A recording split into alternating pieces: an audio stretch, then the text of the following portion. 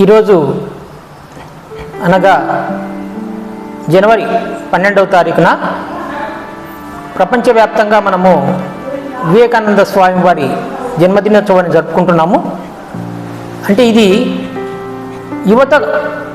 Youth డేకు గుర్తుగా మనం జరుపుకుంటున్నాం. అంటే ఆయన జీవించి ఉన్నంత కాలంలో యువతను ఏ విధంగా మేల్కొల్పాలి, యువతకు ఏ విధంగా మార్గనిర్దేశనం చేయాలి అని ఆయన చాలా బోధనలు చేశారు.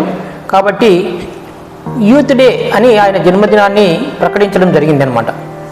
అయితే ఆయన చేసిన బోధనలో ఒకటి ముఖ్యమైనది ఏమిటి అంటే యాజ్ యూ సౌ సో యూ రీప్, అంటే నువ్వు ఏ ఇత్తనం మారుతావో అదే మొలకెత్తుతుంది అని చెప్తారనమాట.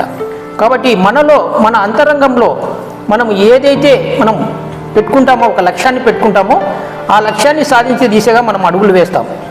దీనికి ఒకసారి కన్యాకుమారిలో ఏమంటే ఆయన అక్కడ ఒక బండరాయి ఉంది, వివేకానంద రాక్ మెమోరియల్ అనే ఒక బండరాయి ఉంది. అక్కడికి ఈదుకుంటూ వెళ్ళి అక్కడ మెడిటేషన్ చేసి తిరిగి వచ్చేవాళ్ళు. అక్కడ ఉన్న ప్రజలు అడుగుతారు ఆయన్ని, నువ్వు అక్కడికి వెళ్ళి ఏం చేస్తున్నావు అని అడుగుతారు. అంటే ఆయన అంటారు, నేను అక్కడికి వెళ్ళి మెడిటేషన్ చేస్తున్నానని చెప్తారు. మరి మెడిటేషన్ చేయడం వల్ల మీరు ఏం సాధించారు అని అడిగితే, నేను ఏమి సాధించలేదు, అన్నీ కోల్పోయానని చెప్పారనమాట. ఏం కోల్పోయావు స్వామి అని అంటే, నేను నాలో ఉండే అధైర్యాన్ని కోల్పోయాను, నాలో ఉండే పిరికితనాన్ని కోల్పోయాను, నాలో ఉండే భయాలను కోల్పోయాను అని చెప్పినాడు. Remaining all strength. ఈ విధంగా ఆయన ఒక స్ట్రెంగ్త్ని ఇవ్వడం జరిగింది అనమాట.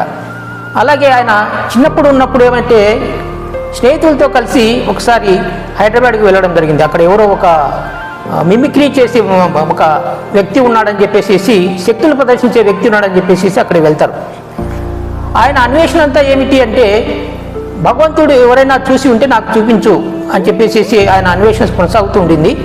ఆయన దగ్గరికి వెళ్ళి, మహాత్మా మేము ఇక్కడ హైదరాబాద్ నుంచి వచ్చాము అని అంటే, మీకు ఏం కావాలో చెప్పండి అని అంటే, వివేకానందుని పాటు వచ్చిన స్నేహితులంతా మాకు యాపిల్ పళ్ళ గుట్ట కావాలి అంటే, ఇలాగంటే యాపిల్ పళ్ళ గుట్ట వచ్చేసేస్తుంది.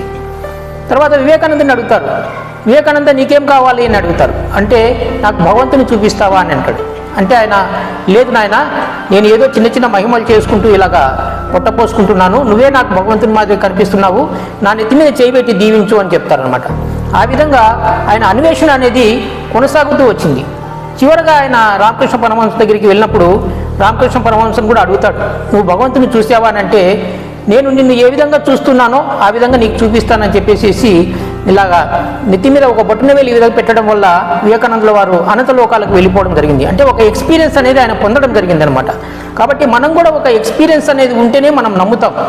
కాబట్టి మనం ఈ ఎక్స్పీరియన్స్ను పొందాలి అంటే మనము దాన్ని దృఢ సంకల్పంతో మన అంతరంగంలోనికి, మన హృదయంలో ఆ దివ్య తేజస్సు ఉంది అని మన మనస్సును అంతరంగంలోనికి మరల్చి, ఆ హృదయంలో ఉన్న దివ్య తేజస్సు ఆత్మనో పరమాత్మనో లివింగ్ ఫోర్సో లైఫ్ ఫోర్సో దానిని మనం ఎక్స్పీరియన్స్ కావాలి. ఎక్స్పీరియన్స్ అయినప్పుడు మనం నమ్ముతాం. ఆ విధంగా ఎక్స్పీరియన్స్ కావటం వల్ల మనకు ఇంకా అందులో లోతుల్లోనికి వెళ్ళిపోయి మన మనస్సును నిశ్చలంగా నిర్మలంగా తయారు చేసుకుంటాం. ఈ నిశ్చలంగా నిర్మలంగా ఉన్న మనస్సు మాత్రమే సరి అయిన ఆలోచన విధానాన్ని మనకు అందిస్తుంది. కాబట్టి ఈనాటి యువతకు ఈ సరి అయిన ఆలోచన విధానము, దృఢ సంకల్పము, ధైర్యము ఇవన్నీ కావాలి అని అంటే అవి మనం ఎక్కడో బయట నుంచి తెచ్చుకోలేము. అవన్నీ మనము అంతరంగంలోనికి తొంగి చూసి మనలో సాధించుకోవాల్సిన విషయాలు. ఇవన్నీ మన వివేకానందుల వారు మనకు బోధించడం జరిగింది. కాబట్టి ఈరోజు ఆయన జన్మదినోత్సవం సందర్భంగా మనం ఈ రోజు నుంచి మనం అందరము మొదలు పెడతాం. యువత అందరికీ పిలుపునిచ్చేది ఏమిటి అంటే, ఆయన చేసిన పనులను మనము చేస్తూ ఆయనలాగా ధైర్యంగా దృఢ సంకల్పం కలిగి ఉండి లక్ష్యానికి మనము ముందుకు వెళ్ళే విధంగా, ఈ ప్రపంచాన్ని మార్చే విధంగా ఈ యువత అంతా కలిసికట్టుగా ముందుకు రావాలని అందరినీ కోరుకుంటున్నాను. నమస్తే.